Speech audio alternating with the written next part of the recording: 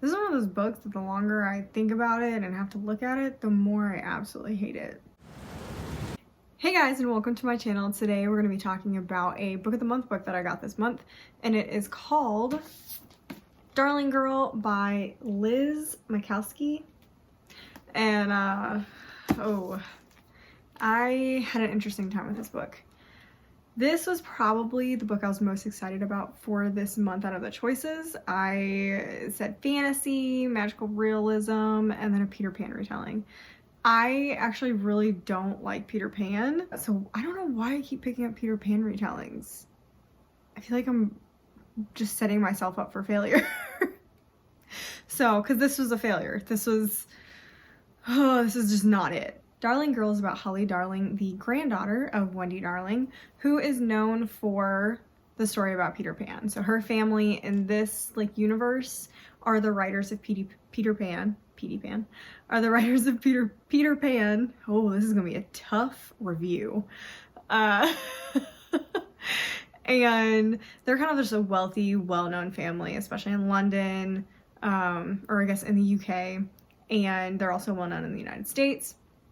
So Holly has made a name for herself. She's a very successful businesswoman and has I was gonna say a wonderful son, but he is just a son. If you've read the book, you know what I'm talking about. He's a nightmare. But Holly Darling has a tragic backstory. Her husband and her other son were killed in a tragic accident. Holly also has another secret, and it's something that her family has been keeping from the world, and it is that Peter Pan is real. And Holly kind of thinks that he is not everything that everyone else believes he is. And it is possible that Peter Pan has kidnapped her secret daughter. If this plot seems bonkers, it is because it is. I remember reading the synopsis to my husband and he was like, what? You actually picked this book up? But I was excited. I thought it was interesting. It's like, okay, secret daughters, secret real Peter Pan, secret things, and this is gonna be really exciting. And it kind of comes off as a thriller. No. Oh boy, no. Let's get into what I liked about this book first. So I did give this a 2-star, so there was really not that much I liked about it. It actually started as a 3-star, but like I said, the more I think about the book, the more I disliked it and the more I found wrong with it. And I feel like by the end of the year, it's probably gonna be like a 1-star. So that 2-star is fluid. I did like the magical realism. I thought there were portions of it that were really neat. I also really enjoyed the beginning of the book. It actually started off really, really good. It was very interesting. She found out her daughter's missing, so she has to go find her. That's not a spoiler. It's just kind of, that's in the synopsis.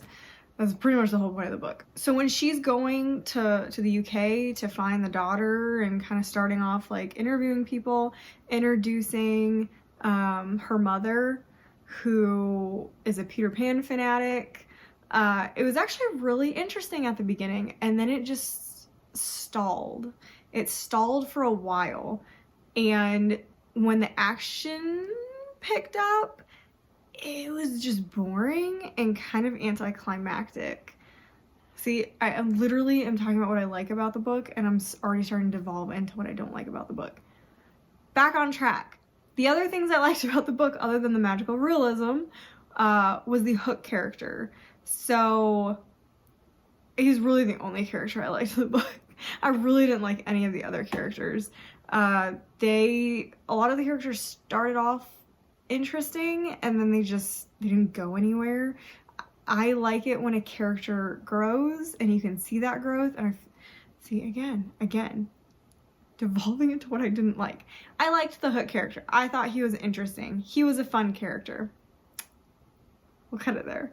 And yeah, that's about it. That's the magical realism, some of the writing, kind of, and the Hook character.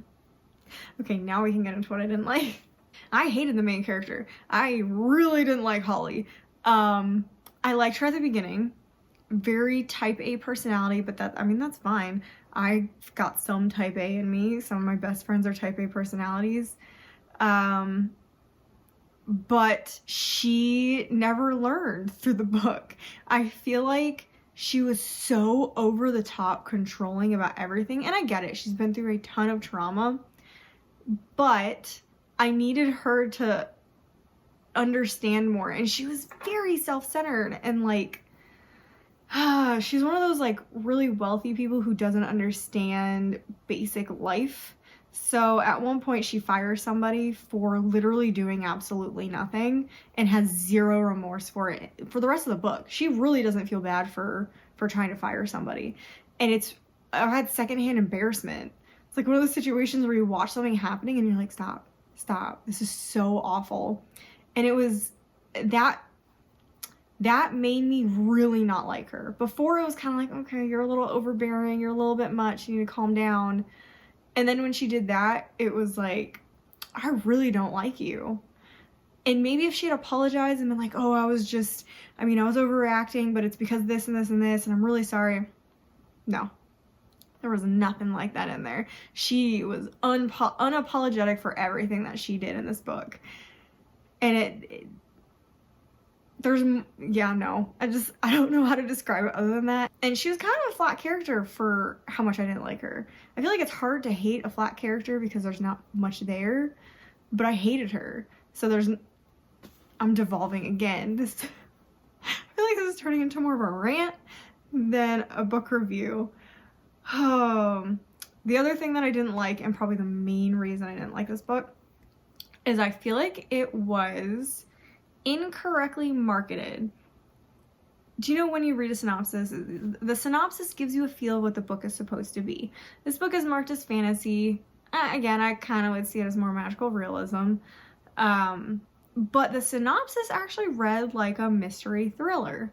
So I think a lot of people went into this thinking there'd be more mystery, more thrillery stuff going on. No. It was very obvious what was happening, so there was zero mystery going on. I felt no stakes. Like, I think she tried really hard to have stakes in this book, and I was like, okay. I didn't really feel that concern for the characters. It was really not even mildly suspenseful, and when the big mystery was revealed, it was such an anticlimactic mystery, and it left so many things unanswered that I was just like, what is this book? What is this book? I don't understand what it should be marketed as. I don't know. So my best guess is this should have been marketed as like contemporary magical realism with a focus on grief exploration. That's all. I mean, that's what it was. I feel like 90% of the book, probably a little high, 80% of the book was just centered around grief and the loss of family and the loss of the identity of Holly, and the loss of her daughter, the loss of her son, the loss of her husband. And I did not pick this book up for an exploration on grief. I don't read books really about grief. They're not the type of books that I prefer. I read mostly to be happy. There are definitely some books that are the exception, if they're really good. Like Invisible Life of Addie LaRue went into that thinking it was a romance, definitely an exploration on humanity, but I think it was done so well that I was like, okay, this is fine. This was not done well enough to compensate for being marketed incorrectly as a mystery thriller fantasy. This is just no. Yeah, so I literally just went back and read the synopsis, and not anywhere do they really bring up the loss of her family that much. And it's so strange. Like, it's brought up a tiny bit, but it definitely focuses more on her trying to find her daughter, save her daughter, and save her children, and figure out what's going on with Peter Pan. So I don't know why they then made like half the book about how she's so upset about everything. So that was my main issue with this. I went into it thinking it was one thing, and it was definitely not it. Another big problem was all of the interesting action sequences that people thought there would be, like in a thriller. They were off screen. Holly had nothing to do with them, really. She was kind of a background character during those things, and because she's your main character, you actually don't get to see the main stuff going on. But I don't know what else to say about that. I feel like I'm going all over the place because there was so much about it I didn't like. This put me in a really bad book slump for a couple days that I had to force myself to pick up something. And luckily the next book I picked up I liked, and I'm actually going to be talking about in the next review I'm filming right after this. So that's why I'm going to have probably the same outfit on. I think the last thing I'll touch on, because I've seen it a few times like in forums, I definitely looked at some forums after reading this because I wanted to see if I was on an island alone like I am sometimes when I dislike a book. But a lot of people had the same issues that I had. And there was a lot of, not plot holes, but there was a lot of loose ends. Like at one point she has some issues with her coworker, and it's just left completely open. Like they kind of give you the vibe that maybe he's not a good guy, and then that's just completely forgotten. It's like she got halfway into writing that storyline and was like, never mind, let me change focuses here. So I thought that was so strange. Like, why bring up this side storyline and never talk about it again? I don't know. I feel like she was even confused writing this book at some points. So basically my overview is, I would not recommend this to anyone who thinks this is a thriller or mystery or even a fantasy reader. I would solely focus on people who are obsessed with Peter Pan. Kind of. If you really like Peter Pan, I wouldn't write this because it is I wouldn't read this because it is a dark retelling. If you like Peter Pan a lot and you're okay with branches off of it, I definitely would suggest this for you because I think you would like it. I would also suggest this for contemporary readers who like stories about grief and explorations of family. I think that would be good, but go in thinking it's that. Don't go in thinking it's something else. I think that's all I got to say about it. I was just really disappointed in this book. Yeah. So, comment, like, subscribe. Definitely let me know what you thought about this book. If you kind of ran into the same issues that I ran into. I want to hear from people who really liked it because I didn't. So I want to know if you read it a different way, if you saw the characters a different way than I saw them. So I definitely would like to hear about that. And yeah, that's it. I'm coming out with I believe this one's gonna come out first, but I'm also doing a book review on another book of the month book, Breathless. So look out for that a couple days after this comes out. So that's it. Like, comment, subscribe, and I will see you guys in the next book review.